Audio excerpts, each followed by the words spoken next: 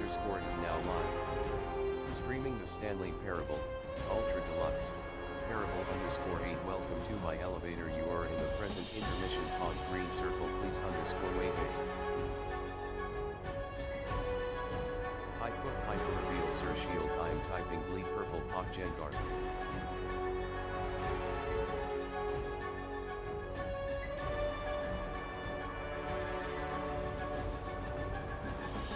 Hype Ghost Love Snooze Hype RIP Hype Chest.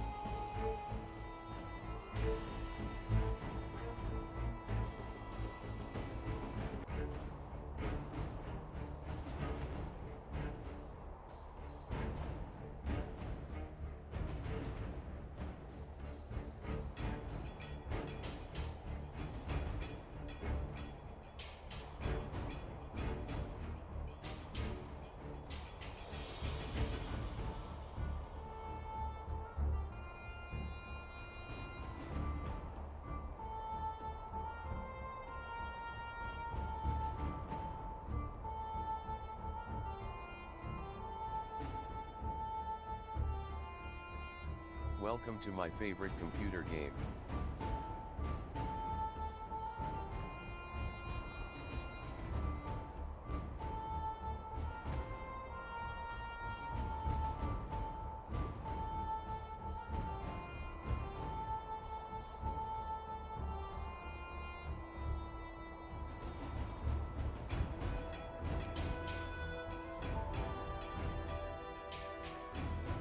Speech chat and Streamlabs are both unhappening.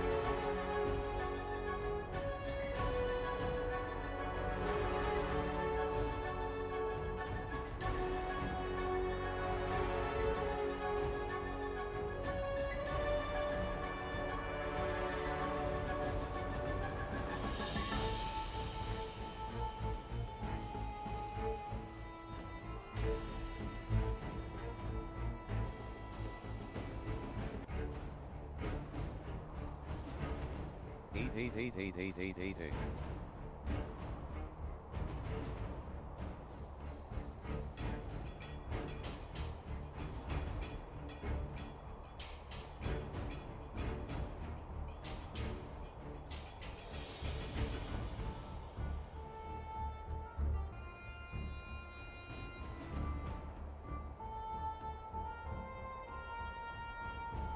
Oh, speech is happening but no chat box.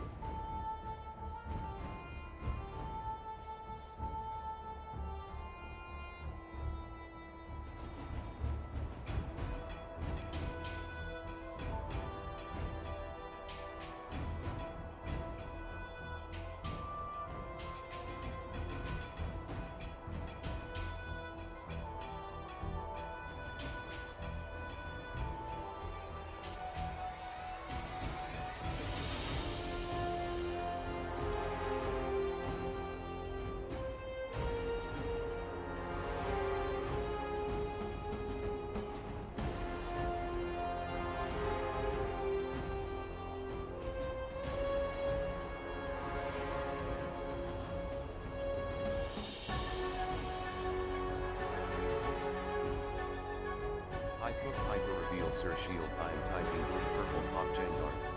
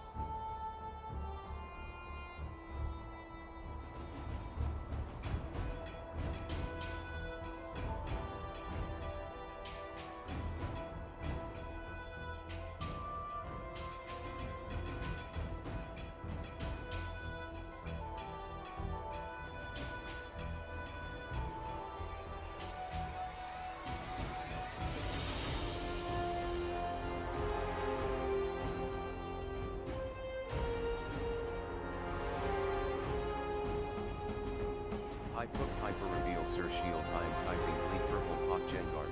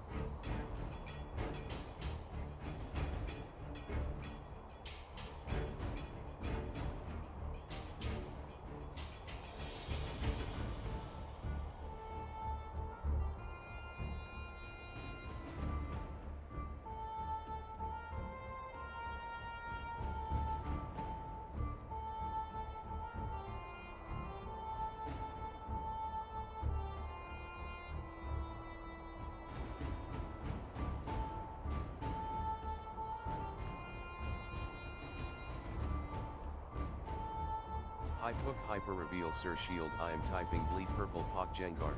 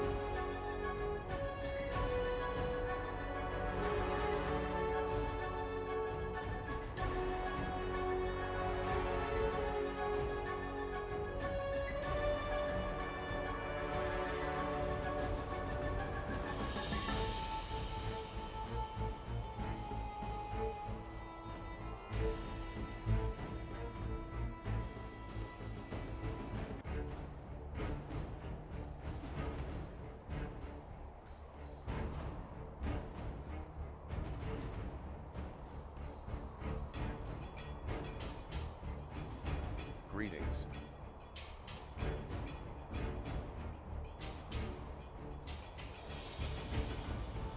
Welcome to my favorite computer game.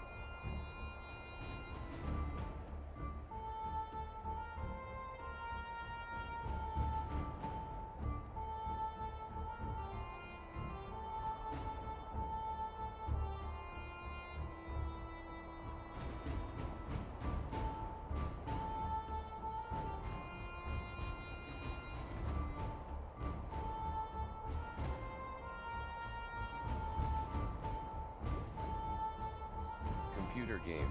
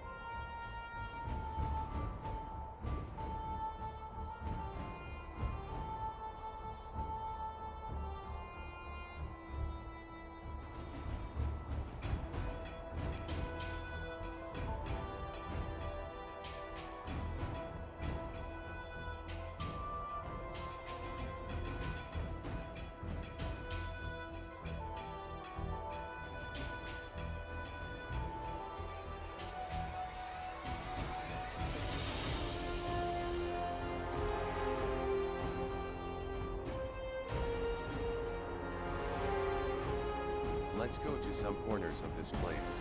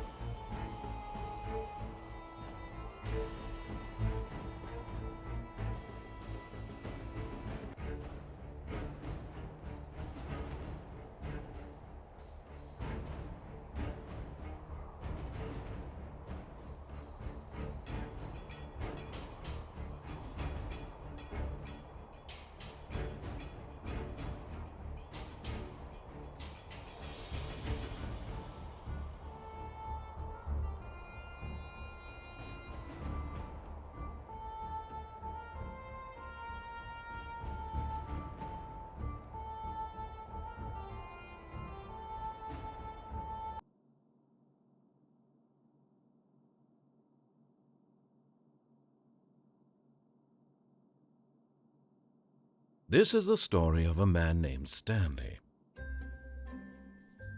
Stanley worked for a company in a big building where he was employee number 427. Employee number 427's job was simple.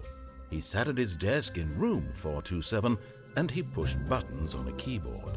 Orders came to him through a monitor on his desk, telling him what buttons to push, how long to push them, and in what order. This is what employee 427 did every day of every month of every year. And although others might have considered it soul-rending, Stanley relished every moment that the orders came in, as though he had been made exactly for this job. And Stanley was happy. And then one day, something very peculiar happened. Something that would forever change Stanley. Something he would never quite forget. He had been at his desk for nearly an hour when he realized that not one single order had arrived on the monitor for him to follow. No one had showed up to give him instructions, call a meeting, or even say hi. Never in all his years at the company had this happened, this complete isolation. Something was very clearly wrong. Shocked, frozen solid, Stanley found himself unable to move for the longest time. But as he came to his wits and regained his senses, he got up from his desk and stepped out of his office.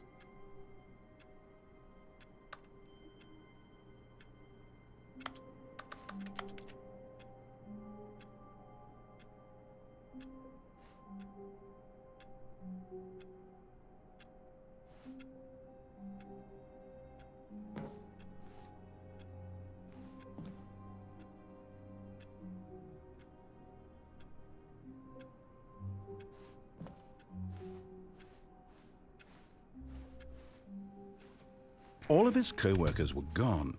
What could it mean? Stanley decided to go to the meeting room. Perhaps he had simply missed a memo.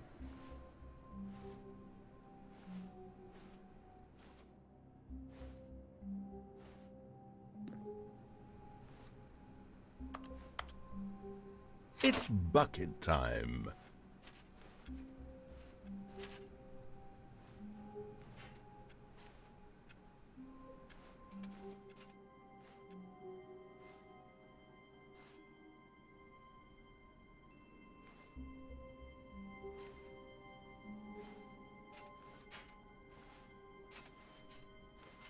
Stanley clutched the bucket tightly to his chest and entered the door on his left.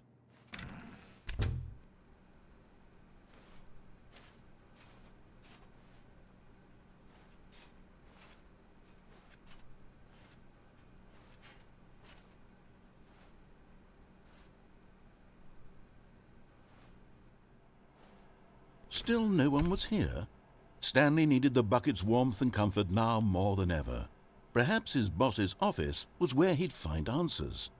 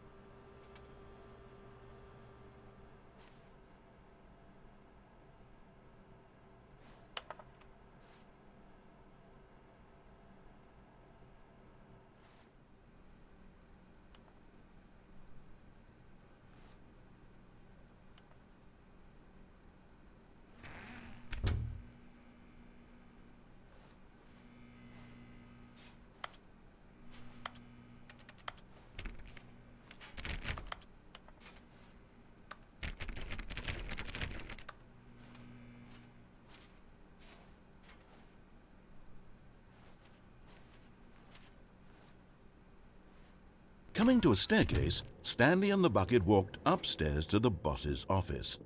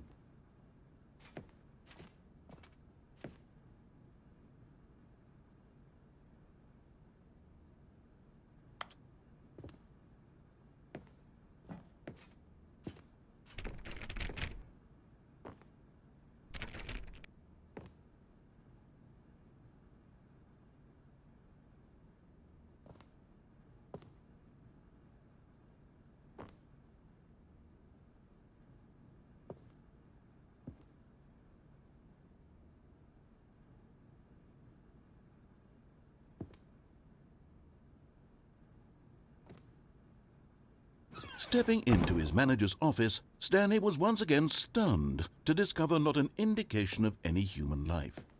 Crushed by the weight of this revelation, Stanley may have broken down into an emotional dumpster fire if not for the soothing presence of the bucket. Even now, in his darkest of hours, did the bucket's warmth and guiding light pierce the... The bucket did not react, except perhaps a tiny glow of warmth. Subtle, yes, but an unmistakable spark from somewhere deep within.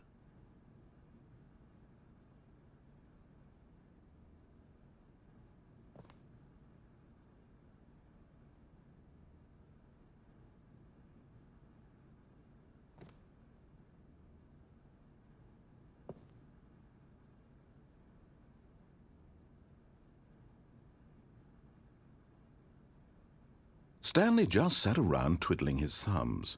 Trying to input anything on the device was useless, since he could never possibly know that the combination was 2845.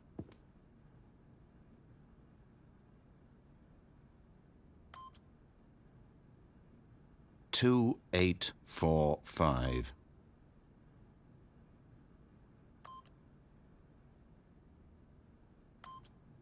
But Stanley guessed the correct code by sheer luck. Was it that the bucket knew all along?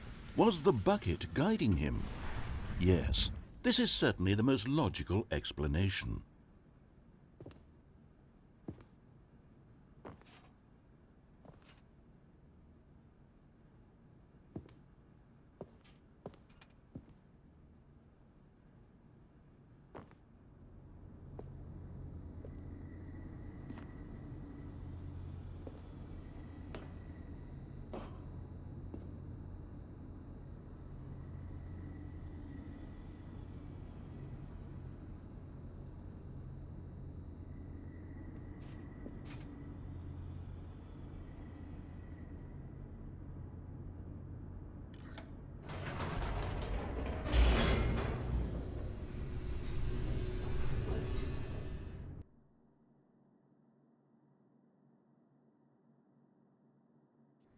The elevator raced downward, plummeting towards an unknown fate.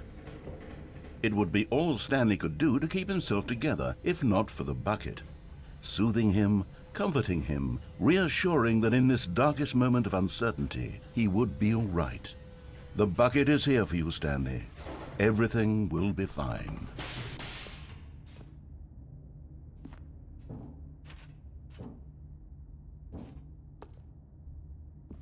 Stanley and the bucket walked straight ahead through the large door that read, Mind Control Facility.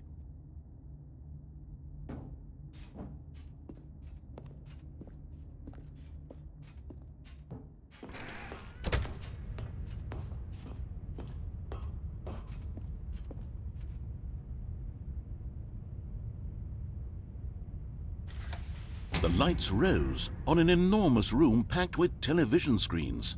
What horrible secret did this place hold? Stanley and the bucket both wondered to themselves.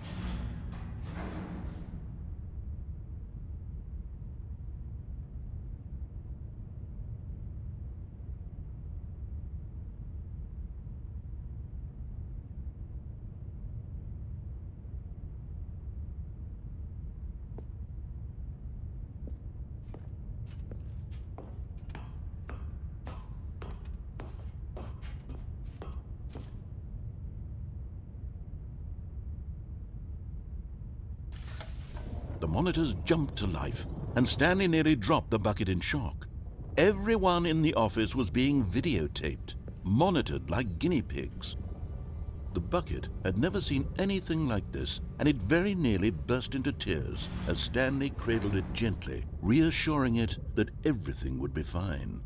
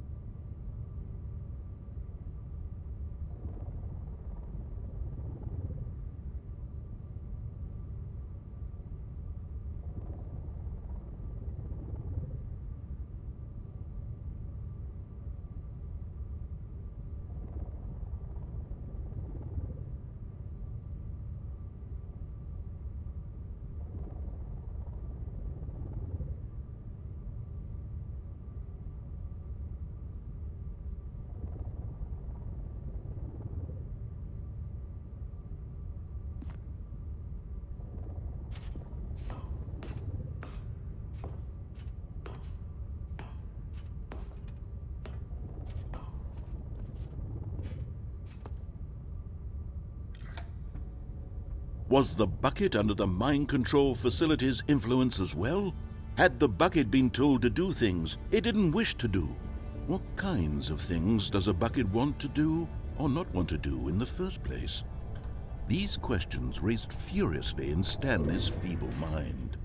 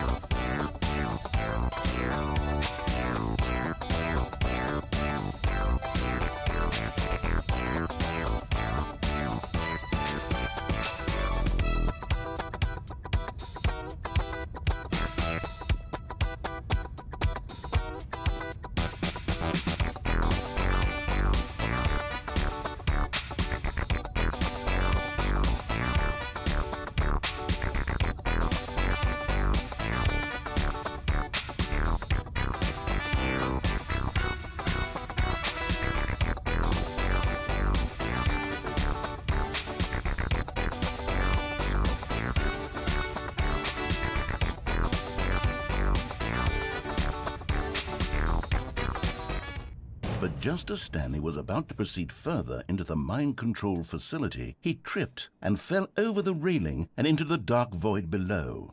Thankfully, he fell directly onto the bucket, which safely cushioned his fall. Now, what to do next, Stanley wondered. Stanley and the bucket could find no way out of this enormous pit, and so eventually they decided that the best thing to do would be to simply get comfortable down here. So they set up a little couch and relaxed. It really wasn't so bad down here, a bit cold perhaps. After some time had gone by, they installed a few shelves as well, and a sort of kitchenette that was useful for when the bucket was craving paninis. But it wasn't until the rugs and the standing lamps came in that it really started to feel like a home. In fact, after some time, Stanley realized that it had been ages since he had even thought of the mind control facility at all. He'd never gotten to fully explore what was up there, never been able to unearth the many mysteries of the mind control facility. This lack of closure began to eat at him. Soon he was dwelling on his regrets, and the state of their home slowly decayed as Stanley became withdrawn and neglected the cleaning. It unsettled the bucket deeply. Stanley wasn't usually like this. The bucket tried to reach out to him again and again, but to no avail.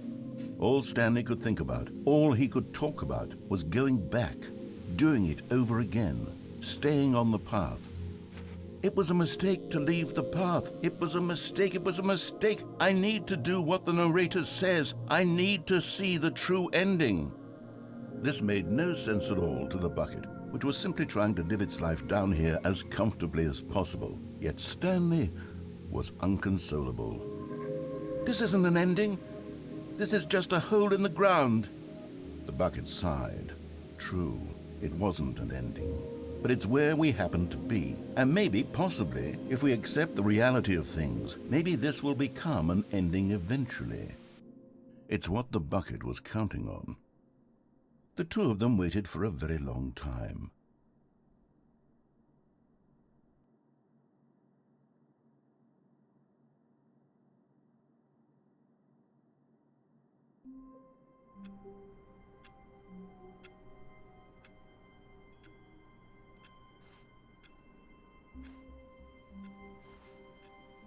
How wonderful. Stanley was alone. Finally. This is great, he thought to himself. This is what I've wanted all along. I got what I wanted. No matter how hard Stanley looked, he couldn't find a trace of his co-workers.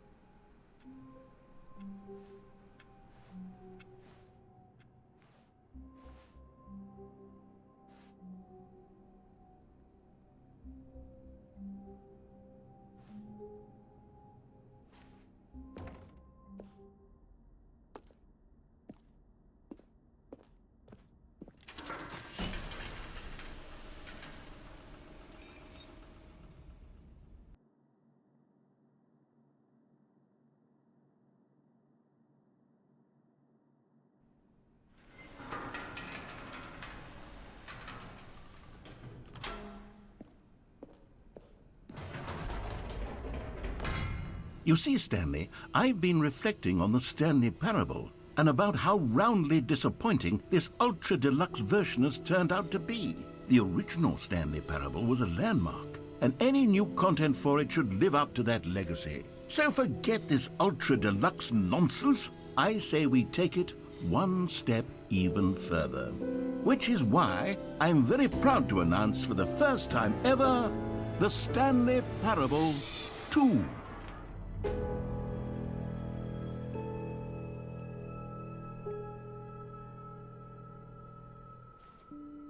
Yes, you see, isn't this far superior to a measly re-release with a few minor additions? Think of all the new territory we'll cover with a fully fledged sequel, an entirely new experience, built from the ground up. Why, there are so many possibilities. It could go in so many different directions.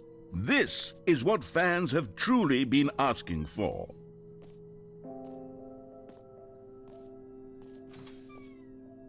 Now, to be clear, I haven't quite nailed down what exactly the Stanley Parable 2 is going to be, but let's take a look at some of the features I've been developing for it. I figure that if I can loosely organize a handful of interesting concepts, that surely the game will sort of naturally spring up around them. It'll all work itself out. Game development is much more of a fuzzy magic than anything scientific or logical, really.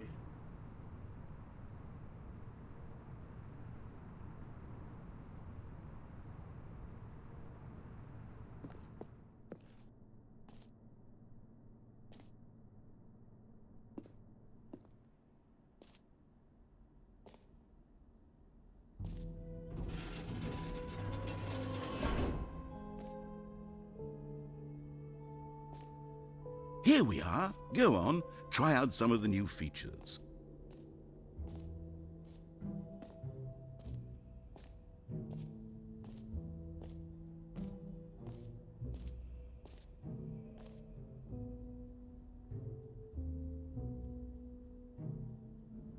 You know what, Stanley? I actually think the jump circle was a pretty good idea. I'd like to hang on to that for the sequel.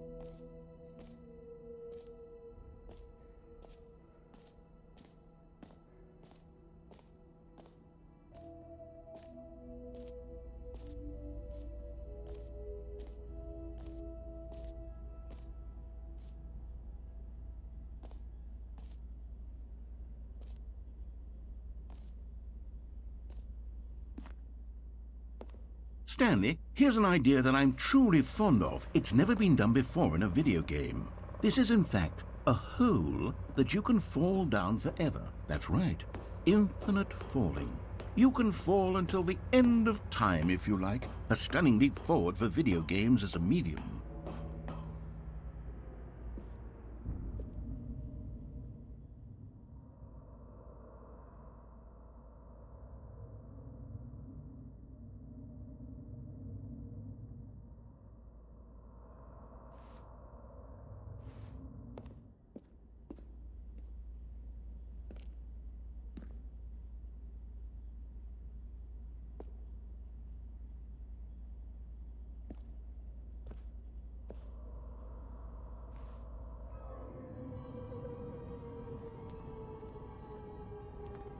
You see, isn't it wonderful? One of my more ingenious concoctions, if I do say so. Now then, since you've gotten to see the infinite hole, you can press the teleport button to pop back up to the top, and we can continue onward.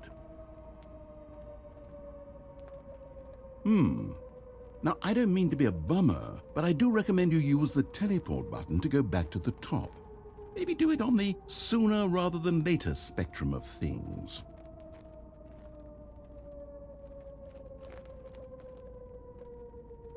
Okay, Stanley, I don't know quite how to say this tactfully, but it's possible that I slightly exaggerated the infinite nature of the hole. Is it a very, very deep hole? To be certain it is.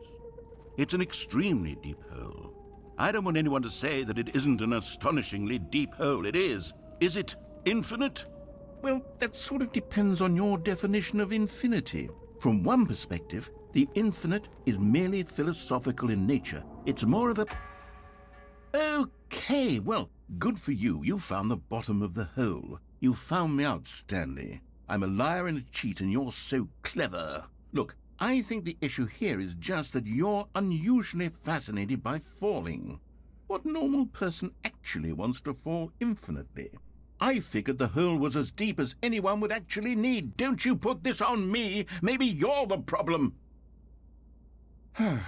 Look, things got a little heated there. I think we both said some things we didn't mean. Why don't we just put all this behind us and agree to just call the hole mostly infinite? If that works for you, then go ahead and press the teleport button to warp up to the top of the hole and we can move on. I'll just be up here when you're ready.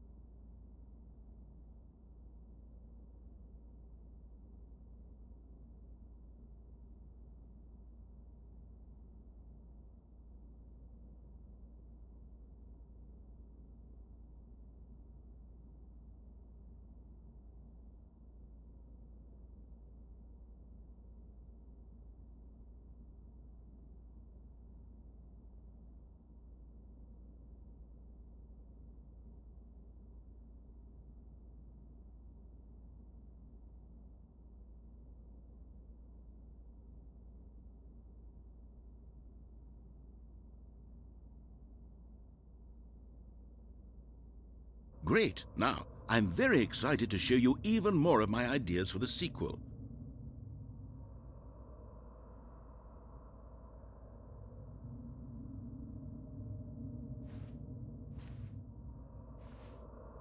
Oh, for heaven... You see, I was right. The problem is you. The problem is that you like holes too much. Not normal. A normal person would have said, yep, that's an infinite hole right there, goes on forever till the end of time. Don't need to see it all, but not you. Oh, no, no, no, no. You have a weird sort of... Oh. Did the hole seem even shorter to you this time? I couldn't help but feel like you spent a little less time in there than you did before. I mean, admittedly, I didn't make an infinite hole, but I didn't think it was that not infinite. Well, I suppose once again there's nothing to do here. If you decide you've had enough of the hole, you can hit the teleport button and come join me up above.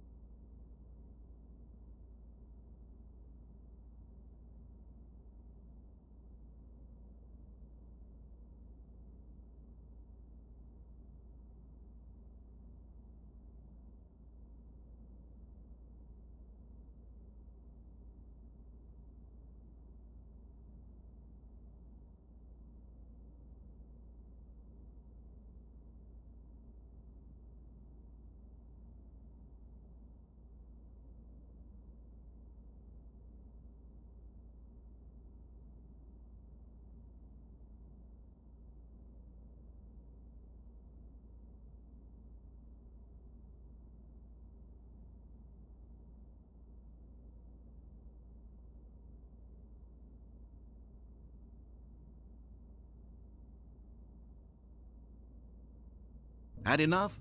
I'm positively thrilled. I really do have so much more to show you and to talk about, and I've had enough of the hole for a lifetime.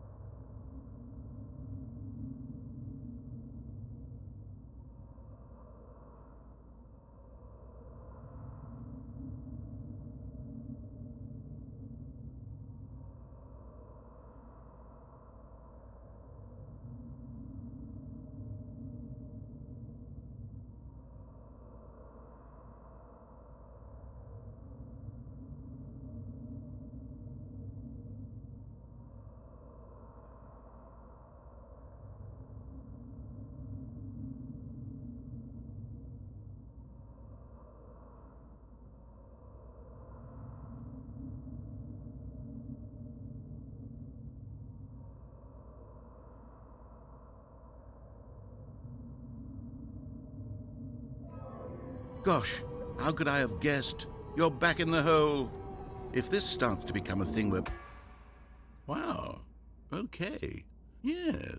I'm starting to become extremely certain that the hole is not only not infinite, but that it's growing steadily less and less infinite.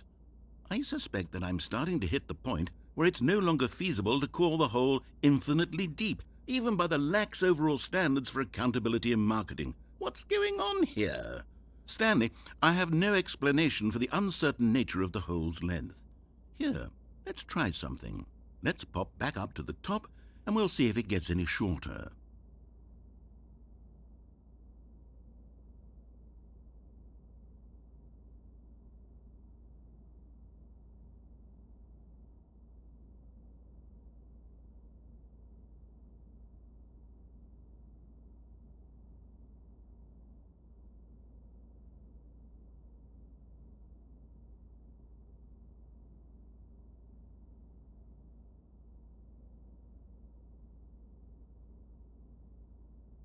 Well, there it is. The shame of my lie has come to haunt me. Not only is the hole not infinite, but it's barely even a hole at this point. It's more of a concavity, or even a very aggressive divot.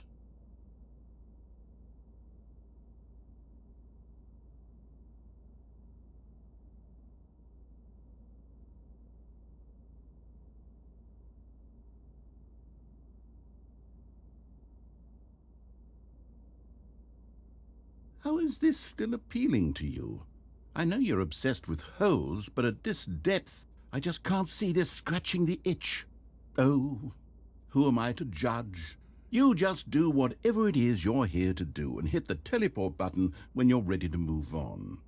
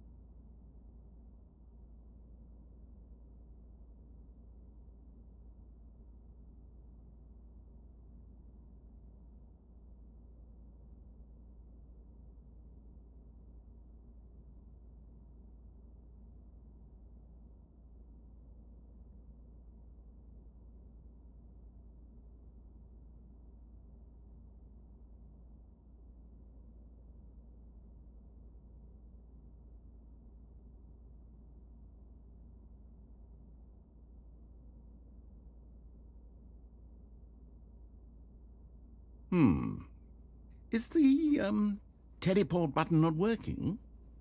You sure? Well, I mean, I really don't have an explanation. It was working just a moment ago. Try it again.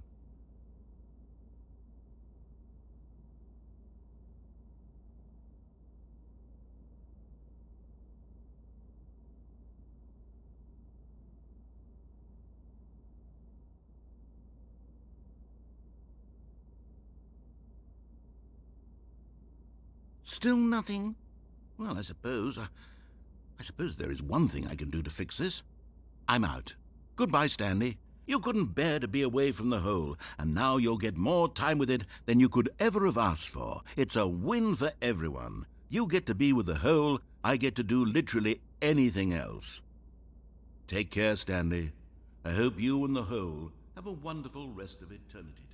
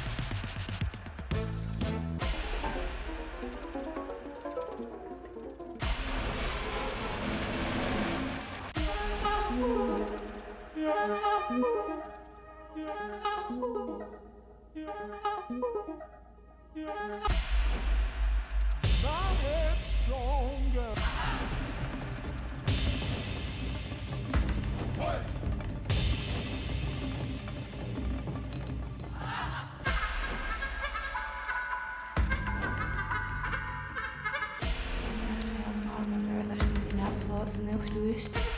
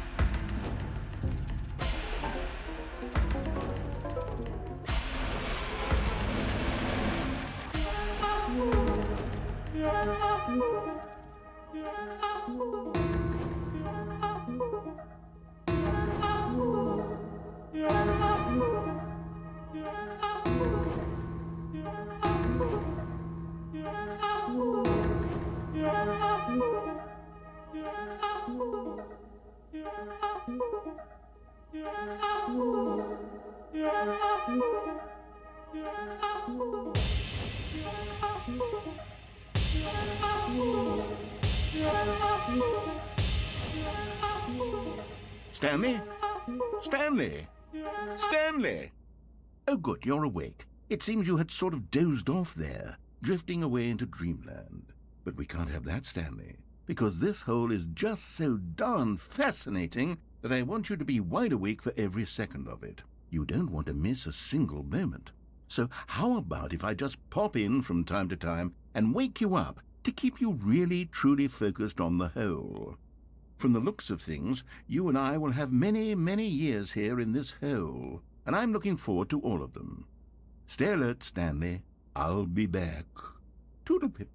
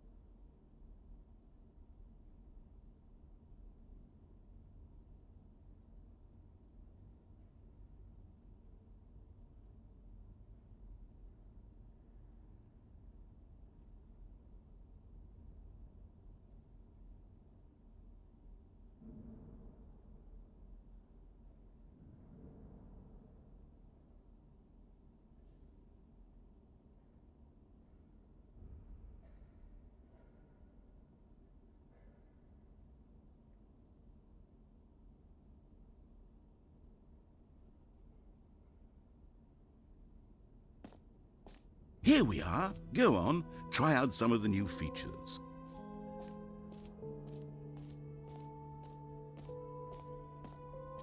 Calling it the Stanley Parable 2 is just so much catchier than Ultra Deluxe, don't you think? Ultra Deluxe? What does it even mean? But the Stanley Parable 2, now that's an artistic statement right there.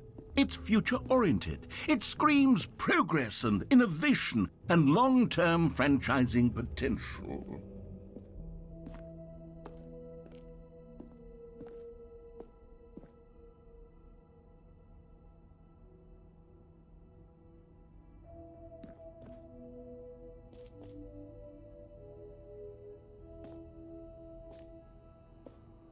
Now here's something special. You remember that broken test achievement that got left in the game on accident? Well, I'm developing a technology to simply give you the achievement.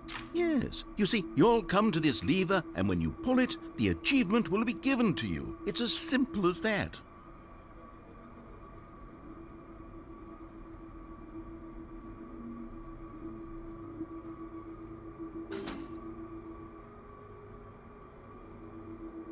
As you can see, the machine is not working yet since... What? Wait, what in the holy hell is going on? You got the achievement? Why did the machine work? Stanley, I didn't fix it. I didn't do anything to it. I swear, it was broken just a second ago. Who fixed it? Is someone here? Are we being watched? Oh, God. Composure, composure. Yes, as you can see, the machine is working as normal, as I intended. It truly speaks to the awe-inspiring magic of the Stanley Parable too. Breathe. Just breathe.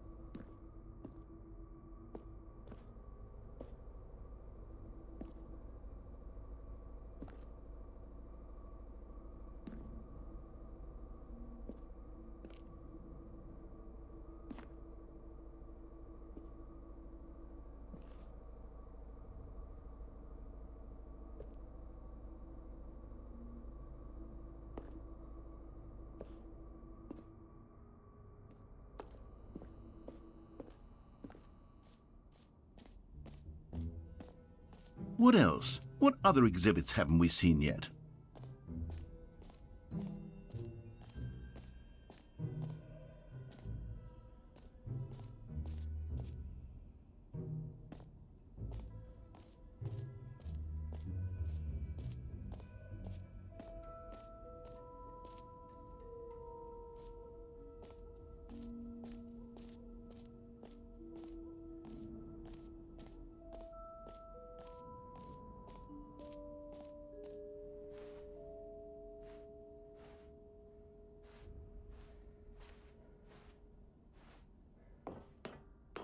An epilogue would be fun, wouldn't it, Stanley? Yes, it will go at the end of the, well, we'll figure that out later.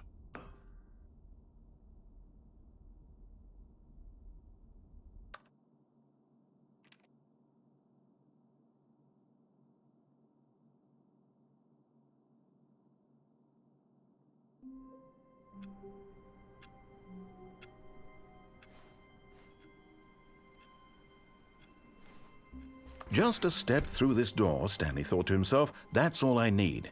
If I can make it through this door, I can make it through them all. No matter how hard Stanley looked, he couldn't find a trace of his co-workers.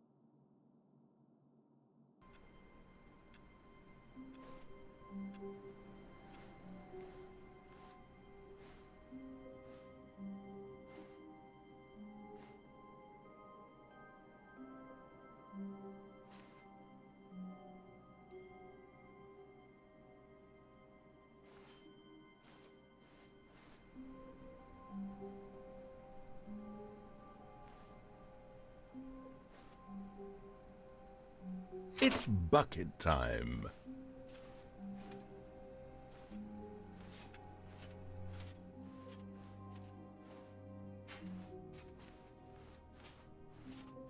Stanley clutched the bucket tightly to his chest and entered the door on his left.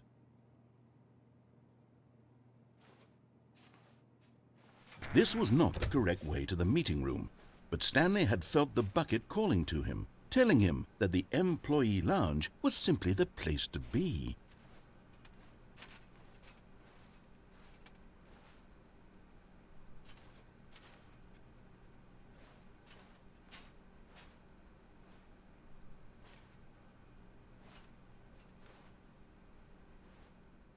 And here it was. Had the bucket turned out to be correct? Was this better than the meeting room? Yes, Stanley thought to himself. Yes, perhaps it truly was. How insightful the bucket turned out to be. No, never mind. The bucket was wrong. Stanley took the door on his left to go back to the meeting room.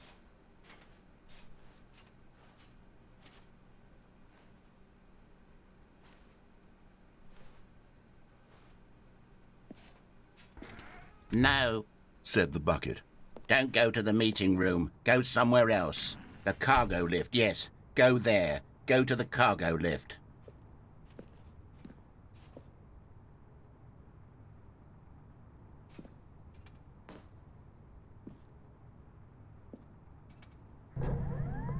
Good, Said the bucket. now ride the lift all the way to the top. There's something up there I need you to do. Stanley did not question why or how this bucket was speaking to him. It should have alarmed him, of course, because buckets can't talk. But Stanley chose not to think about this obvious fact. He was firmly convinced that the bucket had spoken to him, and he unthinkingly did whatever the bucket asked.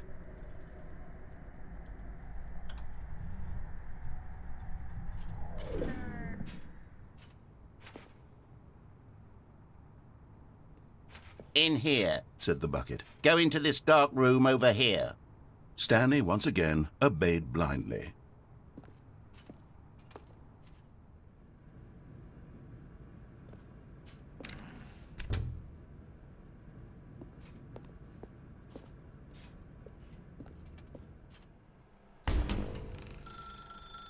Now pick up the phone. Said the bucket. Pick up the phone and it will take us back home, where we can go about life together.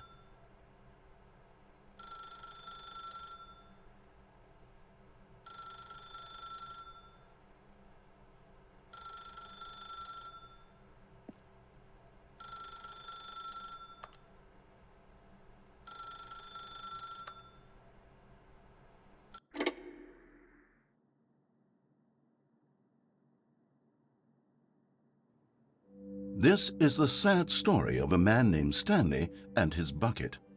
Once upon a time, I gave Stanley a bucket because I thought he was lonely and could use a friend. And then, very distressingly, he began to believe the bucket could speak to him.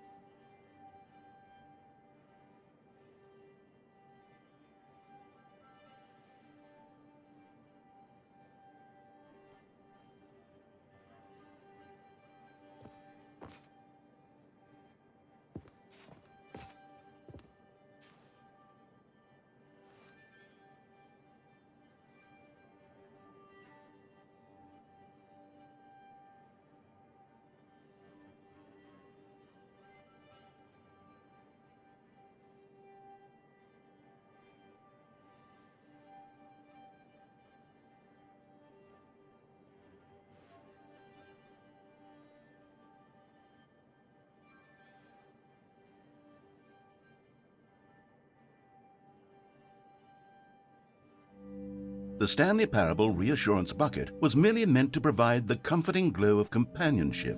It doesn't literally talk and give you orders. Whatever Stanley is hearing the bucket say to him is just in his head.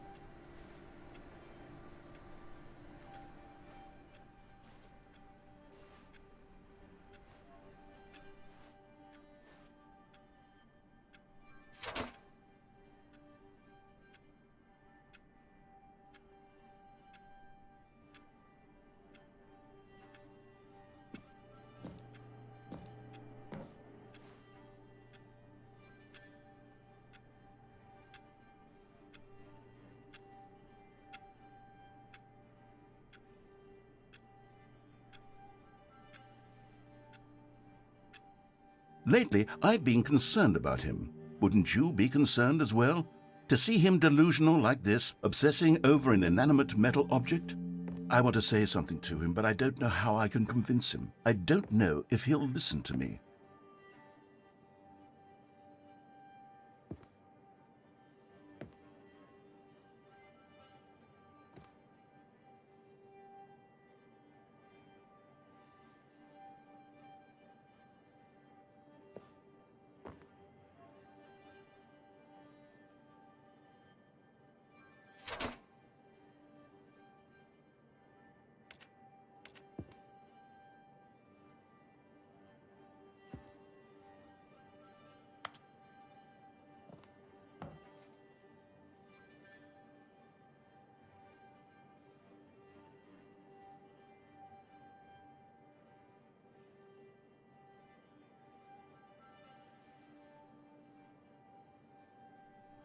Oh, I'll try anyway. Stanley, can you hear me? Listen to me. It's just a bucket. It can't think. It can't talk. All it will ever truly do for you is effectively transfer a liquid from one location to a different location. That's it. It doesn't do anything else.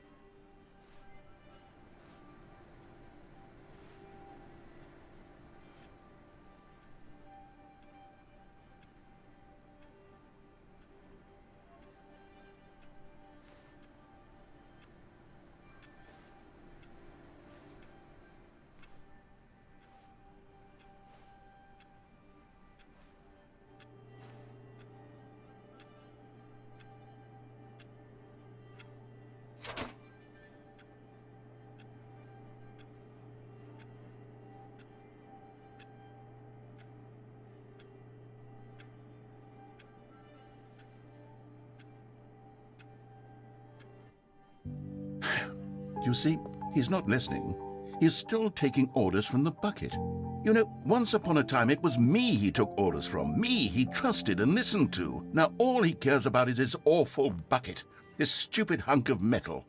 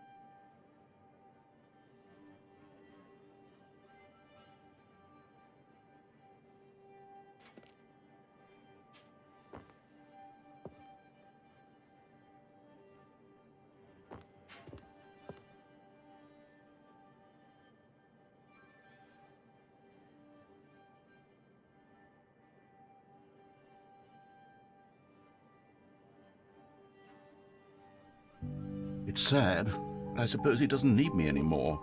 From now on, he's just going to cling to this bucket, this cold, empty bucket, this sort of shiny bucket.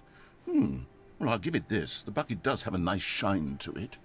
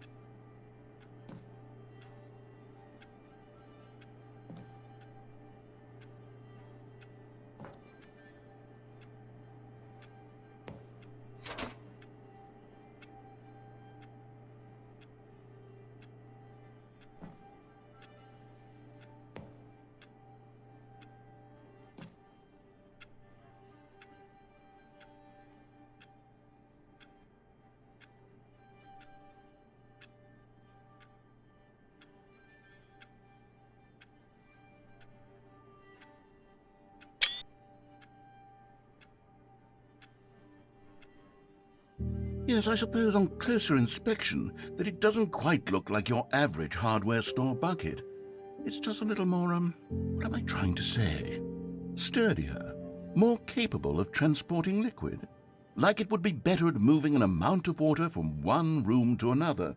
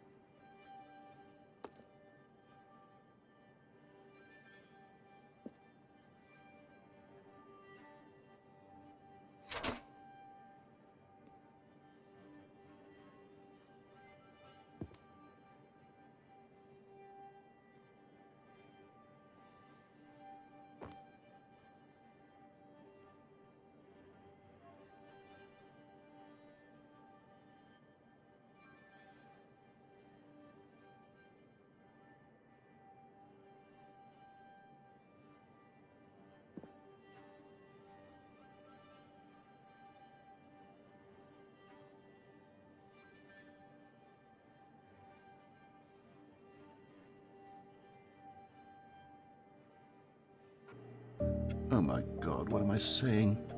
Better at carrying water from room to room. It's a bucket. It's literally just a bucket. Why do I feel some need to point out the ways in which it's so much more than just a regular bucket?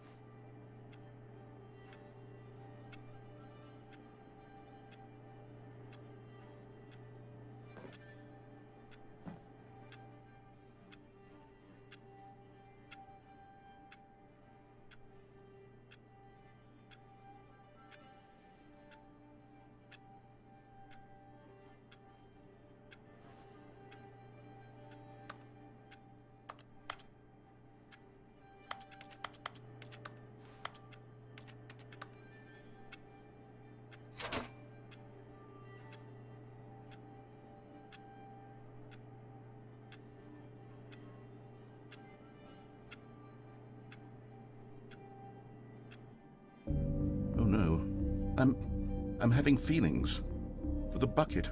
No, no, no, no, no, no, no, no. What's going on? Why do I want to be with the bucket?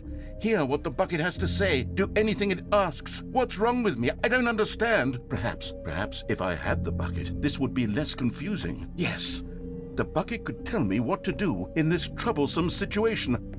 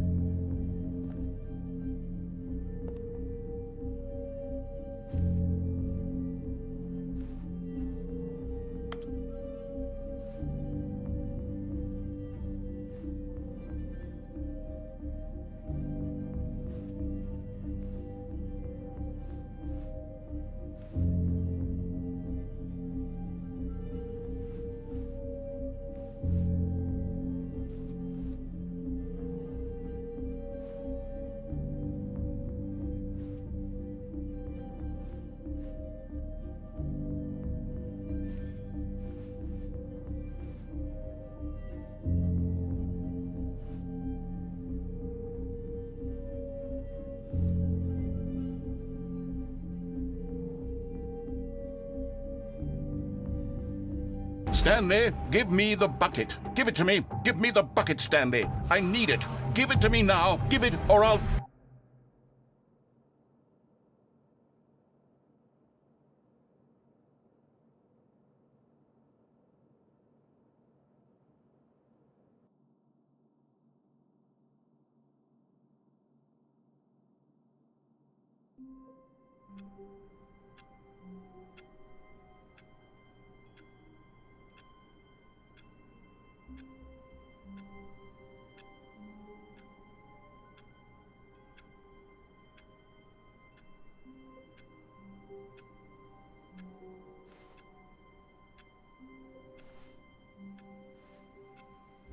Stanley had never seen the office this brightly lit.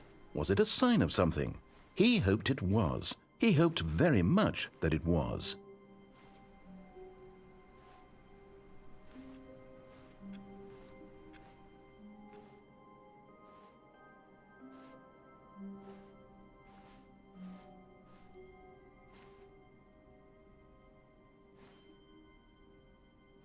When Stanley came to a set of 2 open doors, he entered the door on his left.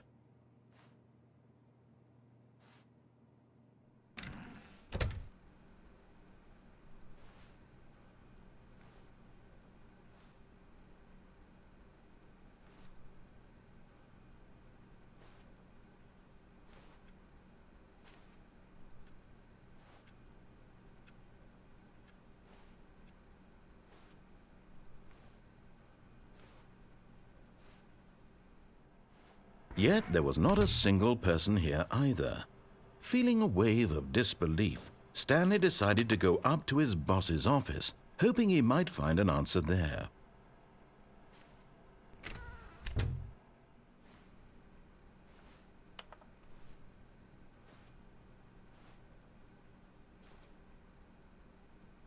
Coming to a staircase, Stanley walked upstairs to his boss's office.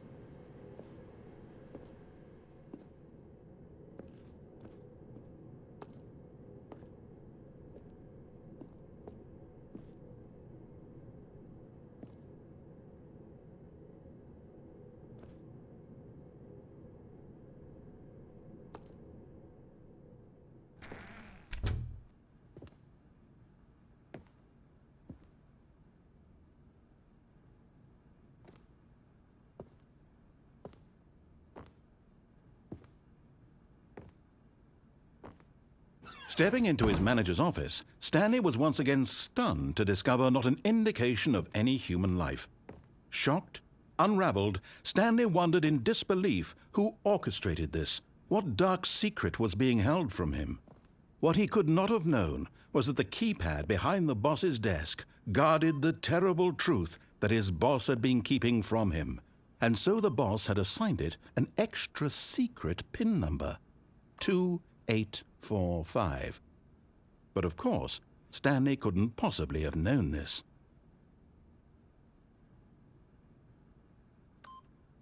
Yet incredibly, by simply pushing random buttons on the keypad, Stanley happened to input the correct code by sheer luck.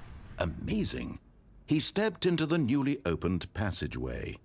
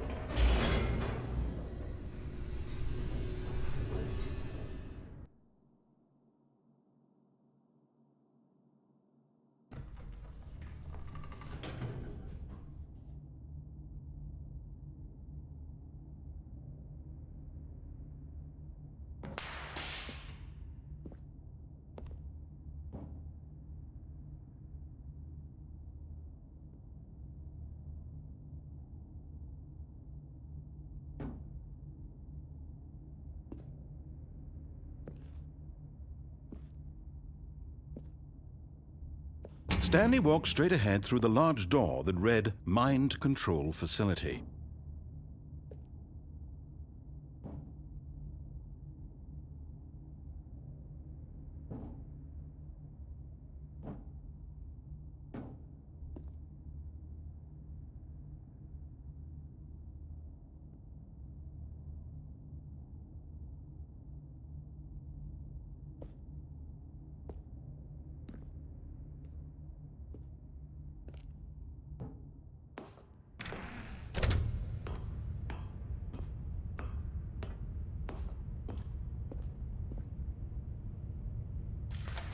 The lights rose on an enormous room packed with television screens. What horrible secret did this place hold? Stanley thought to himself. Did he have the strength to find out?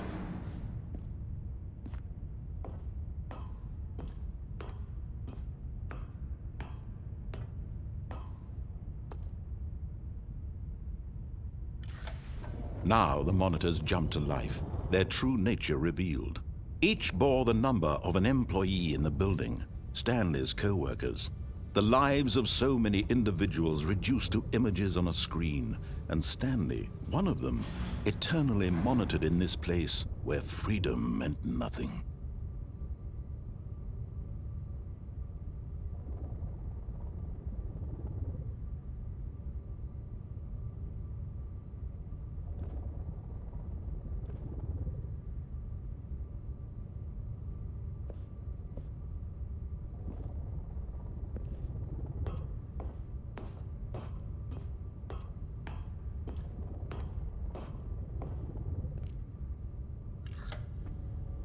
This mind control facility, it was too horrible to believe. It couldn't be true.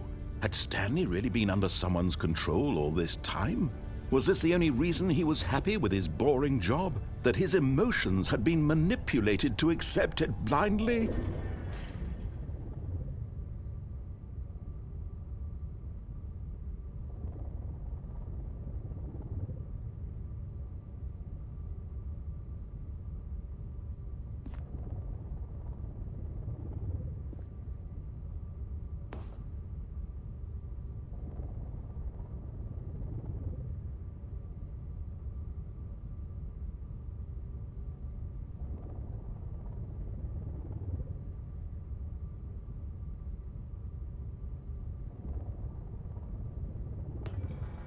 No, he refused to believe it. He couldn't accept it. His own life in someone else's control? Never!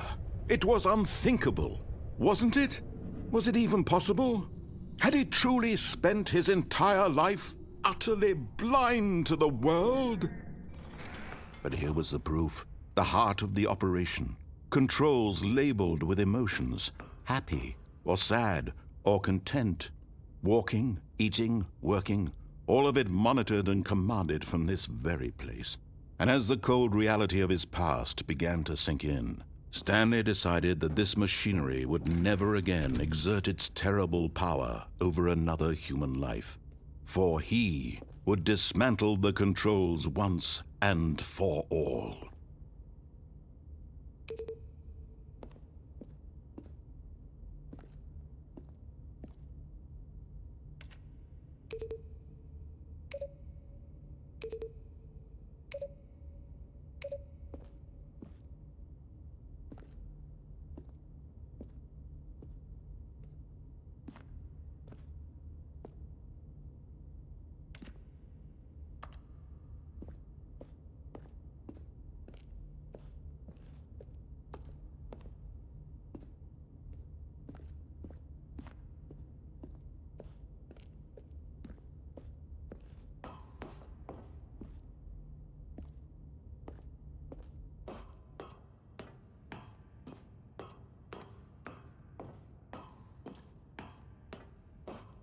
And when at last he found the source of the room's power, he knew it was his duty, his obligation, to put an end to this horrible place and to everything it stood for.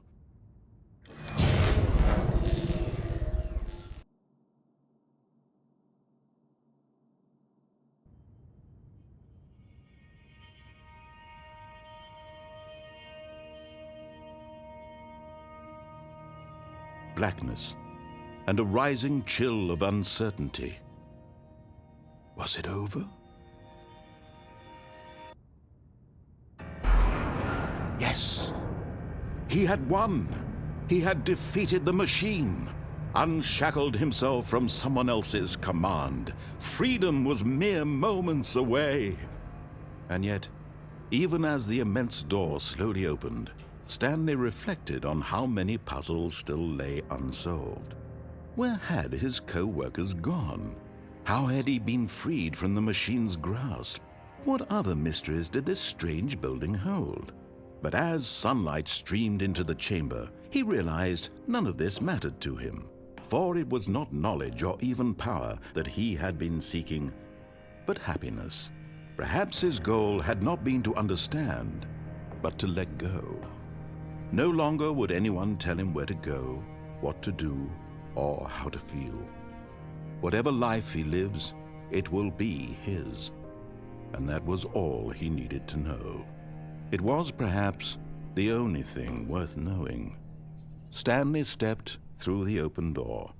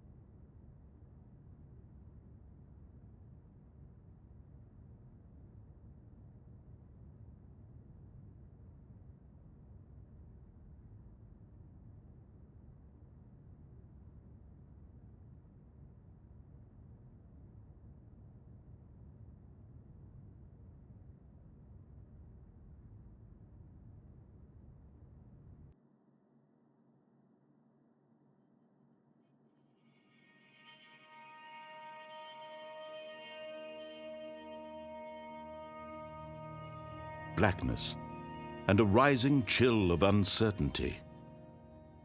Was it over? Yes! He had won! He had defeated the machine, unshackled himself from someone else's command. Freedom was mere moments away. And yet, even as the immense door slowly opened, Stanley reflected on how many puzzles still lay unsolved. Where had his co-workers gone? How had he been freed from the machine's grasp? What other mysteries did this strange building hold? But as sunlight streamed into the chamber, he realized none of this mattered to him, for it was not knowledge or even power that he had been seeking, but happiness. Perhaps his goal had not been to understand, but to let go. No longer would anyone tell him where to go, what to do, or how to feel. Whatever life he lives, it will be his. And that was all he needed to know. It was perhaps the only thing worth knowing. Stanley stepped through the open door.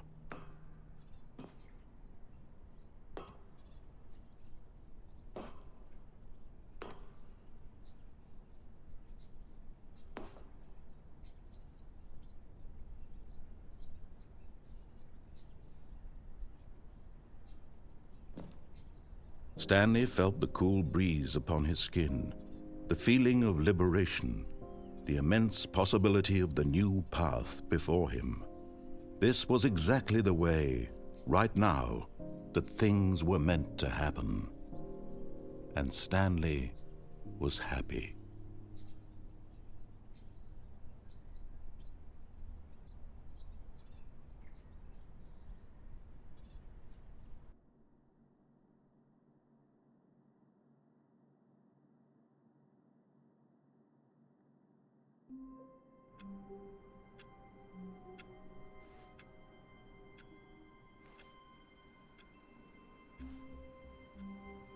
All of his co-workers were gone. What could it mean? Stanley decided to go to the meeting room. Perhaps he had simply missed a memo.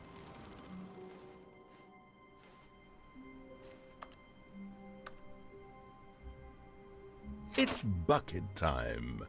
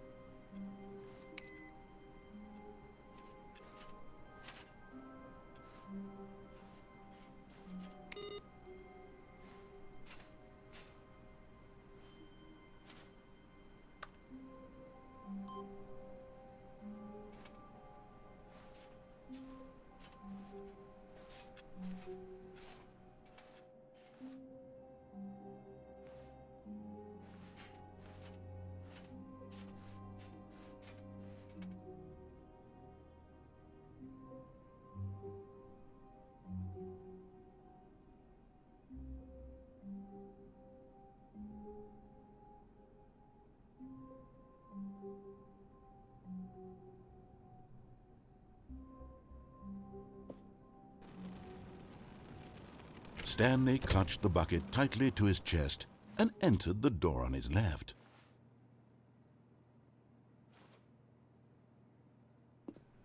This was not the correct way to the meeting room, but Stanley had felt the bucket calling to him, telling him that the employee lounge was simply the place to be.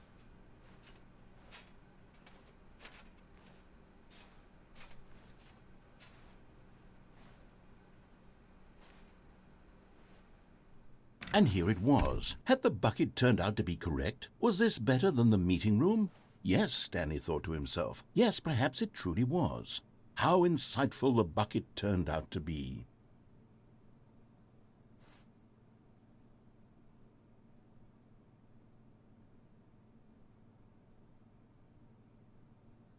Truly, being here with the bucket was a grand adventure. Stanley reflected on all they'd been through together. First, walking through the door on the right, then walking to the lounge, then arriving at the lounge. What a thrilling journey the bucket had inspired.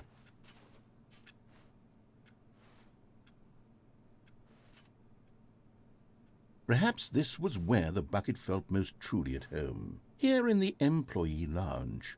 Perhaps it's the only place a bucket can even feel at home.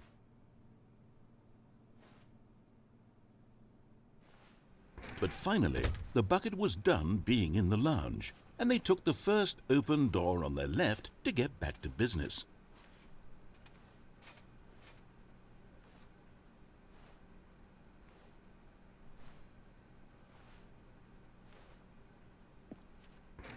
No, Said the bucket.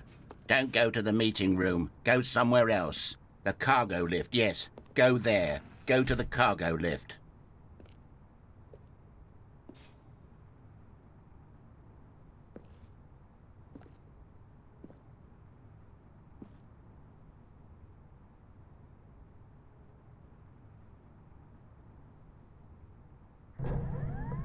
Good, Said the bucket. now ride the lift all the way to the top. There's something up there I need you to do. Stanley did not question why or how this bucket was speaking to him. It should have alarmed him, of course, because buckets can't talk. But Stanley chose not to think about this obvious fact. He was first. But Stanley feared that any path he walked might lead to the separation of himself and the bucket, his dearest friend. So he threw himself to his death, that they might die in one another's arms. How deeply touching.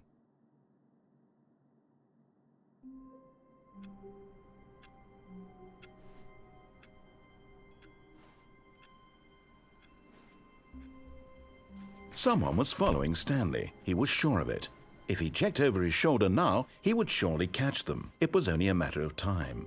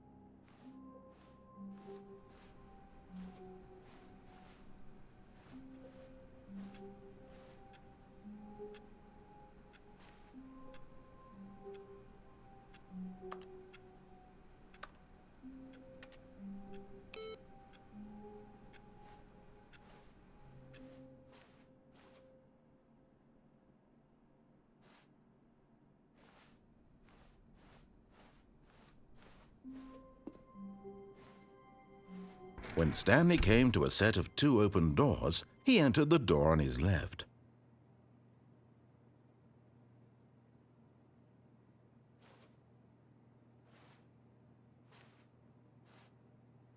This was not the correct way to the meeting room, and Stanley knew it perfectly well. Perhaps he wanted to stop by the employee lounge first, just to admire it.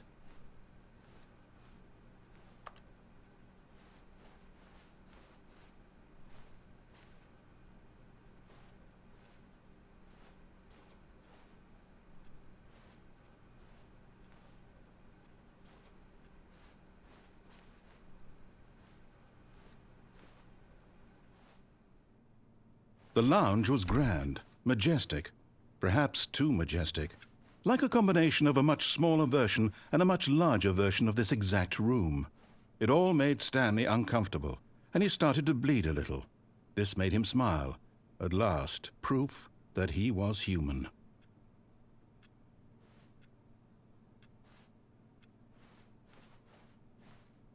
Yes, really, really worth it being here in the room. A room so utterly captivating that even though all your co-workers have mysteriously vanished, here you sit looking at these chairs and some paintings. Really worth it.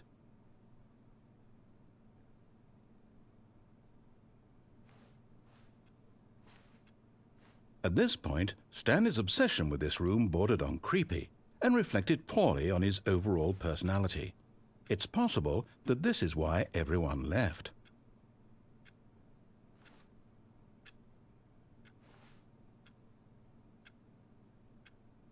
Stanley sat around waiting for more dialogue, but when a long time had passed and there was no more, he decided that the game was trying to send him a message. But at last, he'd had enough of the amazing room and took the first open door on his left to get back to business.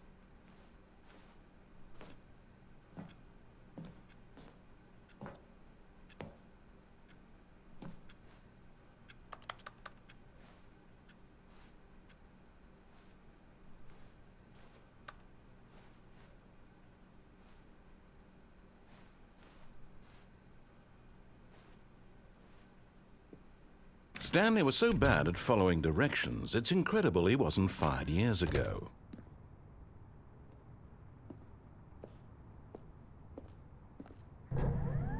Look, Stanley, I think perhaps we've gotten off on the wrong foot here. I'm not your enemy, really, I'm not. I realize that investing your trust in someone else can be difficult, but the fact is that the story has been about nothing but you all this time. There's someone you've been neglecting, Stanley. Someone you've forgotten about.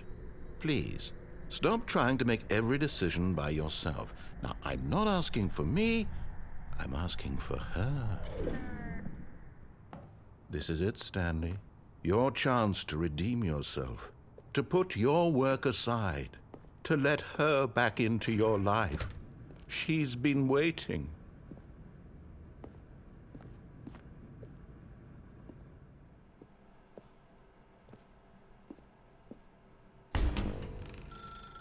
That's her, Stanley. You need to be the one to do this, to reach out to her. If you can truly place your faith in another, then pick up the phone. As Stanley picked up the phone, a white light engulfed him, filling him not just with radiance, but with hope. Hope for a life reunited Wait. Oh, goodness. Stanley, did you just unplug the phone? No, that wasn't supposed to be a choice. How did you do that? You actually chose incorrectly? I didn't even know that was possible. Let me double check. No, it's definitely here, clear as day. Stanley picks up the phone. He's taken to his apartment where he finds his wife, and the two pledge themselves to one another. Music comes in, fade to white, roll credits. Not picking up the phone is actually somehow an incorrect course of action. How is that even possible? None of these decisions were supposed to mean anything. I don't understand. How on earth are you making meaningful choices? What did you... Wait a second. Did I just see... No, that's not possible. I can't believe it. How had I not noticed it sooner? You're not Stanley. You're a real person. I can't believe I was so mistaken. This is why you've been able to make correct and incorrect choices. And to think I've been letting you run around in this game for so long. If you'd made any more wrong choices, you might have negated it entirely. It's as though you completely ignored even the most basic safety protocol for real-world decision-making. Or did you not grasp the severity of the situation? Well, I won't have that kind of risk on my watch. I'm going to stop the game for a moment so we can educate you properly on safe decision-making in the real world. Please observe this helpful instructional video. Choice. It's the best part of being a real person, but if used incorrectly can also be the most dangerous. For example, in this scenario, a hypothetical real person named Rupert has a choice. He could invent a machine that eliminates food shortages across the world to make life better for all people. Or he could spend years of hard work forgetting how to read. Which choice would you make? Remember that unlike here, the real world makes sense, and at no time should you make a choice that does not conform to rational logic. If you find yourself speaking with a person who does not make sense, in all likelihood, that person is not real. Allow the person to finish their thought, then provide an excuse why you cannot continue talking. Turn to a partner and practice saying, "My goodness, is it 4:30? I'm supposed to be having a back, sack, and crack." Excellent. Making choices on a regular basis is the best part to a healthy decision-making process. Most medical professionals recommend making at least 8 choices per day. Do you make more than 8? Less? And finally, if you begin to wonder if your choices are actually meaningful and whether you'll ever make a significant contribution to the world, just remember that in the vast infiniteness of space, your thoughts and problems are materially insignificant, and the feeling should subside. At this time, your instructor will guide you in an exercise to test and reinforce the material covered in this video. Welcome back. You may have noticed that this room has begun to deteriorate as a result of narrative contradiction. But not to worry. Now that you're properly informed on good decision-making, we're going to revisit a choice you made just a few minutes ago and see what the correct thing to do would have been. This way, please.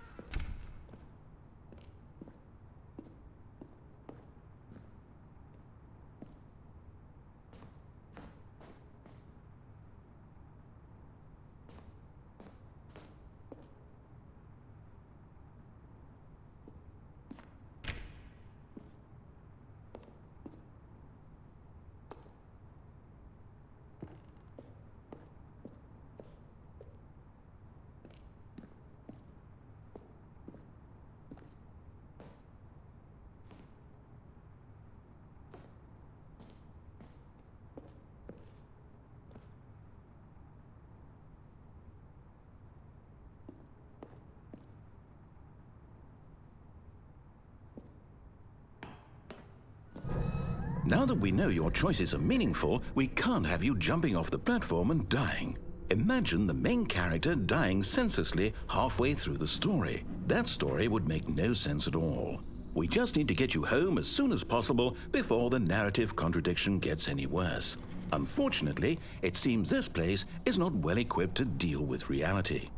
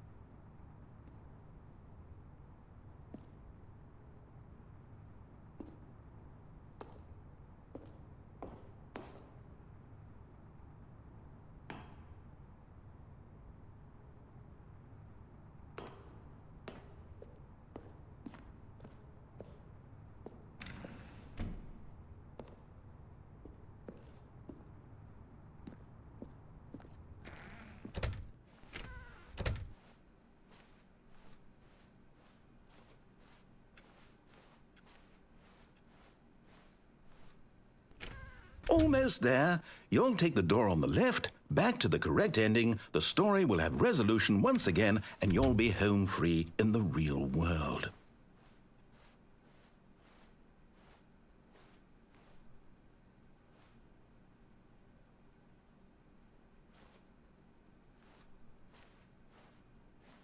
Now remember, all you need to do is behave exactly as Stanley would. That means choosing responsibly and always putting the story first. I'm quite sure you'll be up to the task. Just follow my lead and you'll be fine. All right. When Stanley came to a set of 2 open doors, he entered the door on his left.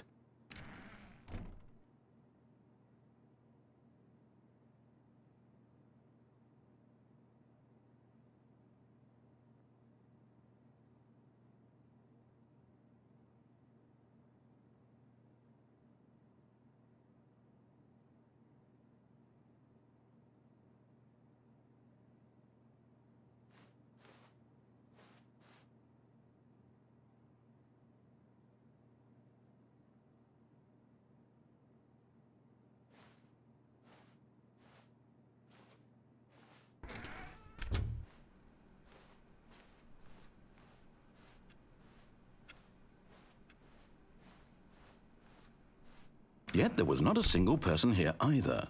Feeling a wave of disbelief, Stanley decided to go up to his boss's office, hoping he might find an answer there.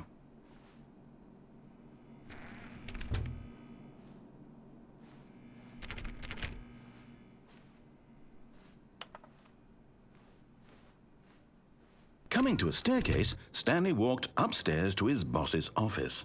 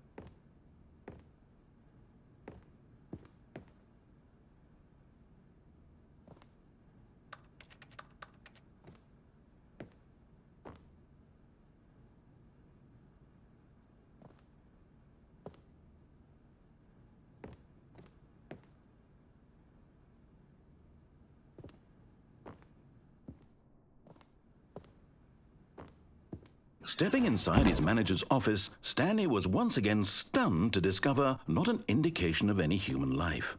Shocked, unraveled, Stanley wondered in disbelief who orchestrated this, until he saw the door with a voice receiver next to it. Surely behind this door lay all the answers to his questions. And beyond all probability, he knew the passcode. He had seen it on his boss's computer just last week. Night Shark 115. Was this the code to open the door? Would it still work? There was only one way to find out.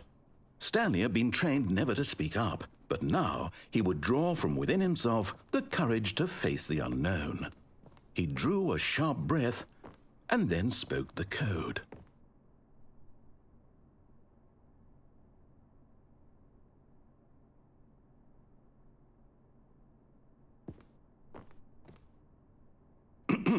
Stanley spoke the code. Night Shark 115. He spoke it into the receiver, right there on the wall.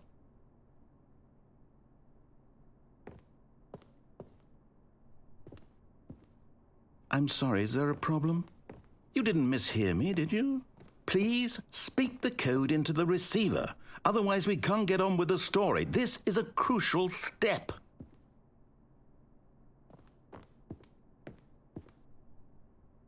Okay, fine, you're not going to do it, but you know what? It's pretty humiliating to bring you this far, only for you to suddenly decide you have better things to do. I asked you for this one single thing, for your respect. The kind of respect Stanley shows for his choices. He knows what it means to take a story seriously. If you didn't want to see what I had to show you, then why did you come here? You had a choice, you know. You could have gone through the door on the right. You could have done whatever the hell you wanted over there. Why did you come this way? Speak. Say something to me. Explain yourself, you coward. You behave exactly as Stanley would. That means choosing responsibly and always putting the story first. I'm quite sure you'll be up to the task. Just follow my lead and you'll be fine. All right. When Stanley came to a set of 2 open doors, he entered the door on his left.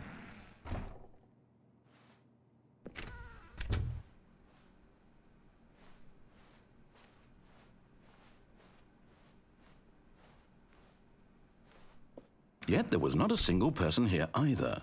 Feeling a wave of disbelief, Stanley behaved exactly as Stanley would. That means choosing responsibly and always putting the story first. I'm quite sure you'll be up to the task. Just follow my lead and you'll be fine. All right. When Stanley came to a set of 2 open doors, he entered the door on his left.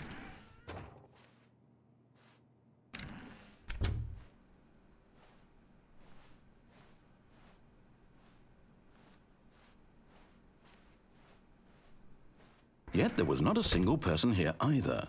Feeling a wave of disbelief,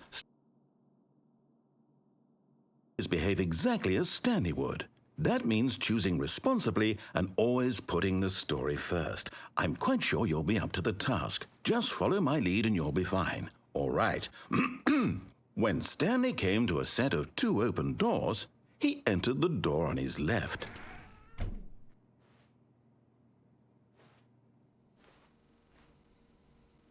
No! Why did you do that? Quickly, hurry back in the other direction. Perhaps we're not too late.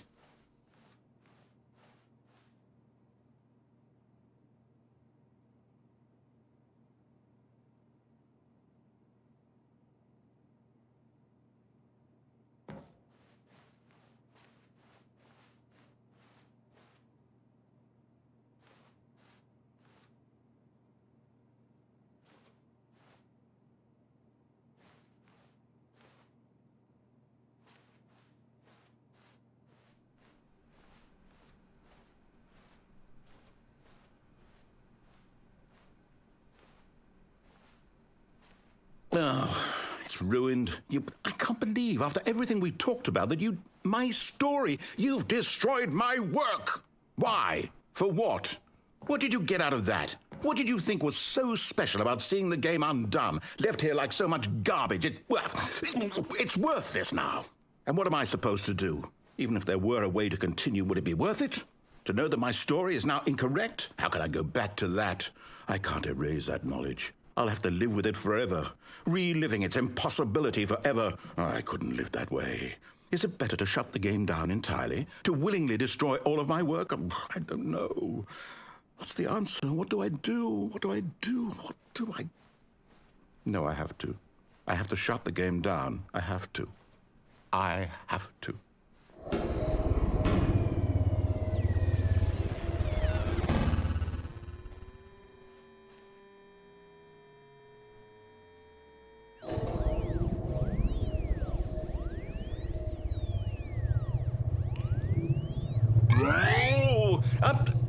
I'm here. I'm still here. Here in this pile of rubbish. With you. You, who thought you were so clever. Now look where we are. My entire game is destroyed. It was the only thing in the world that was mine, and you've run it into the ground. What, did you think that would be funny? You just had to see? Didn't I impress upon you how important it was to be like Stanley? He actually knows how to do what I tell him to. He understands that if I say to do something, there's a damn good reason for it. That thought hadn't even occurred to you, had it? That there's a world outside of you? You're a child. Oh, my story. If you'd just gone through the door on the left, you would have seen it. There was a whole underground facility. You would have destroyed it and been victorious. It would have been so perfect. I worked so hard on it. I tried so hard to make... When Stanley came to a set of 2 open doors, he entered the door on his left. Stanley? Hello? Are you... Is everything okay? Stanley, please. I need you to make a choice. I need you to walk through the door. Are you listening to me? Can you hear me? Is everything all right? Stanley, this is important. The story needs you. It needs you to make a decision. It cannot exist without you. Do you understand me? Whatever choice you make is just fine. They're both correct. You cannot be wrong here. We can work together. I'll accept whatever you do. I simply need you to take that step forward, please. Choose. Do something. Anything. This is more important than you can ever know. I need this. The story needs it.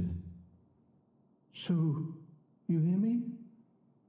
Are you there? Are you listening to this? Stanley, are you there? Okay. It's okay, I can wait. You need time to decide. Time to make sure your choice is correct. That is the best choice. That's all right. I'll wait for you to decide what's the right thing to do. Take as much time as you need.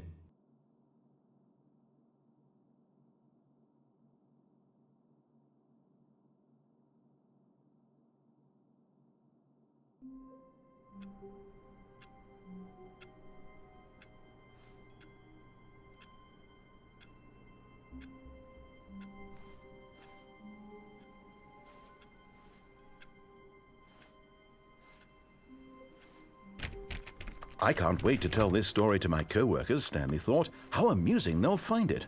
Oh, won't we all just laugh and laugh at the time I thought everyone had gone missing.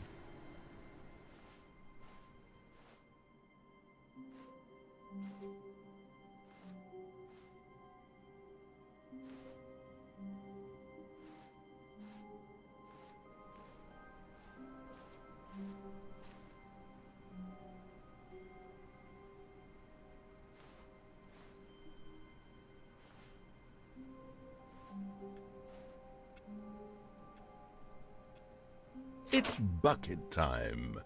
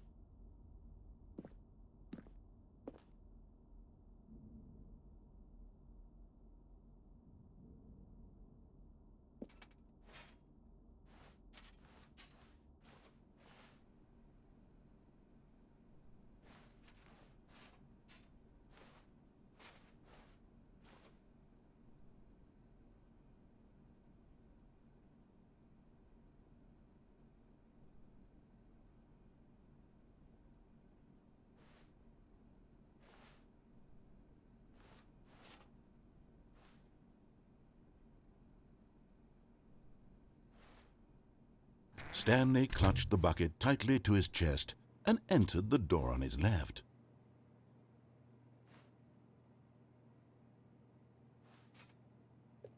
This was not the correct way to the meeting room, but Stanley had felt the bucket calling to him, telling him that the employee lounge was simply the place to be.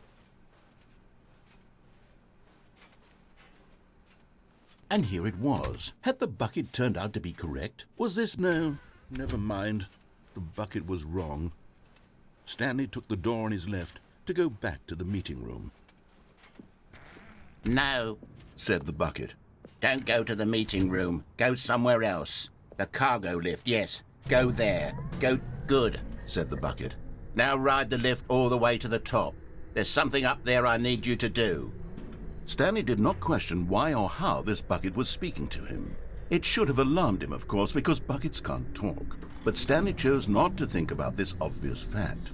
He was firmly convinced that the bucket had spoken to him, and he unthinkingly did whatever the bucket asked.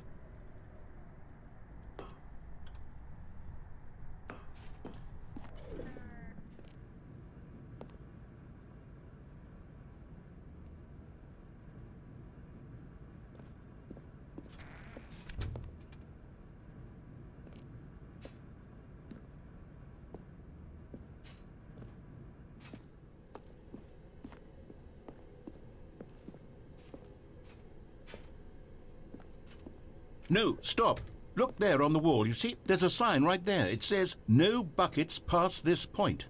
Stanley, how could you think it was okay to bring the bucket here? Unless, what if the problem is that you actually don't know what is a bucket and what isn't a bucket?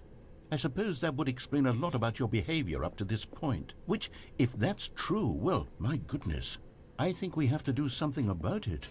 This misunderstanding could have dire consequences on the entire rest of the game if not addressed quickly and properly. So much of the impact of the story is dependent on your understanding of what is and isn't a bucket. Please, step in here for a moment.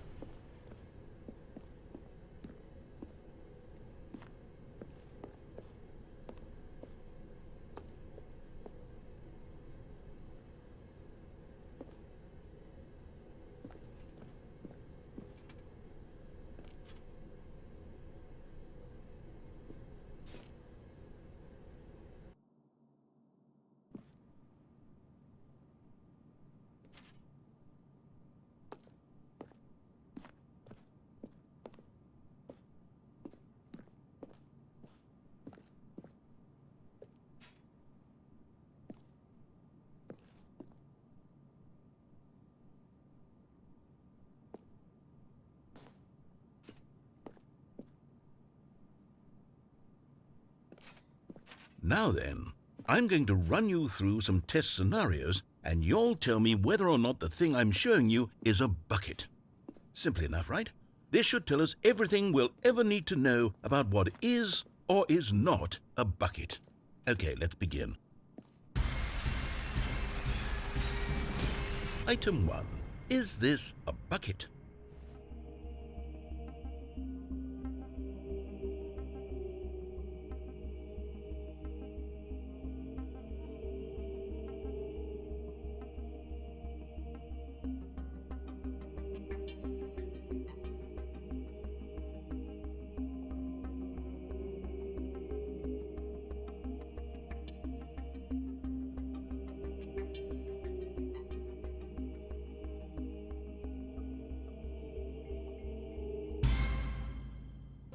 Incorrect. It is a hologram of a bucket, not an actual bucket.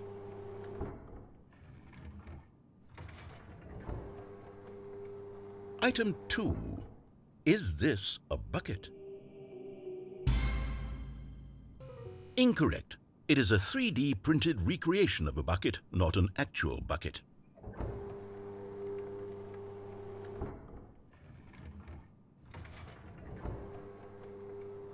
Item 3.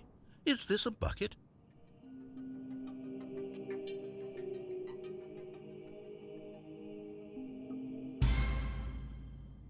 Incorrect. This is a bucket.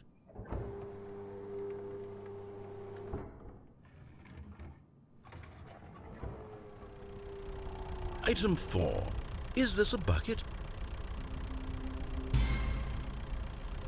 What? Are you hallucinating? This is a tractor. It's an enormous machine that tills the earth. I thought this was a gimmick. How on earth did you manage to screw it up?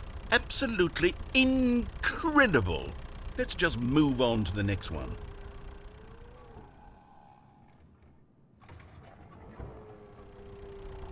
Is this a bucket?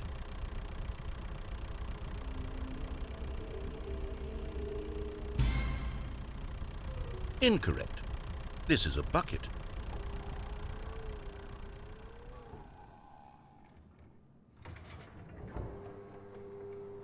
Item 6. Is this a bucket?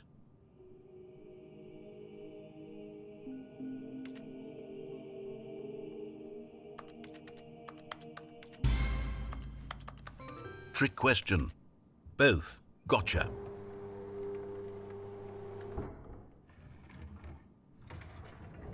Item... Wait, hold on. I can't find the next one. Let me see. It should be around here somewhere.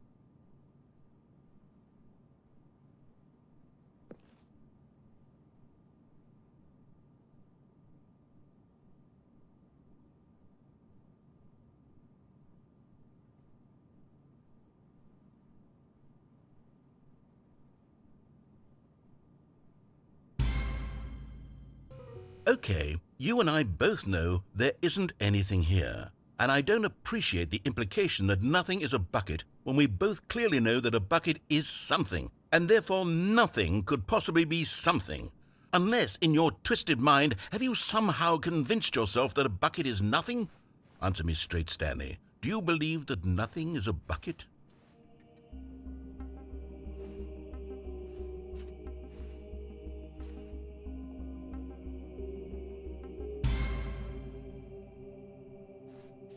You know what? I'm too confused to even sort it out. I've lost all sense of perspective. What is a bucket? What isn't a bucket? Mere moments ago I could answer these questions with confidence, and yet now I'm somewhat adrift. Do any of us know what a bucket is? Am I a bucket? Stanley, I can't keep doing this. I'm losing myself, and myself was all I ever had to begin with. I'm afraid the bucket is threatening to tear our relationship apart. I can't have that. I'm sorry. But I'm going to erase all buckets from the game entirely. Okay, here we go.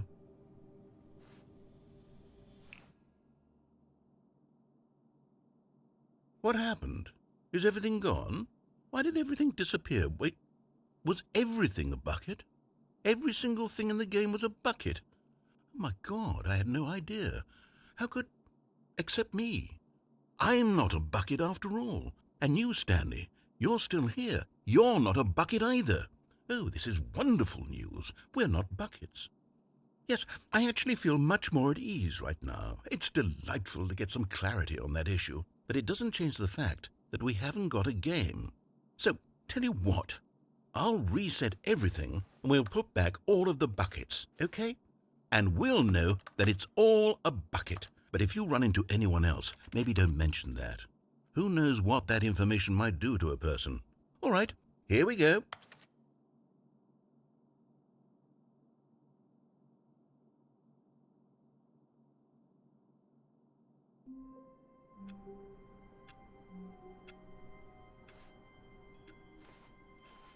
My God, the bumpscosity in here is absolutely overwhelming. 1,000? You people have got to be nuts. How can you stand this much bumpscosity?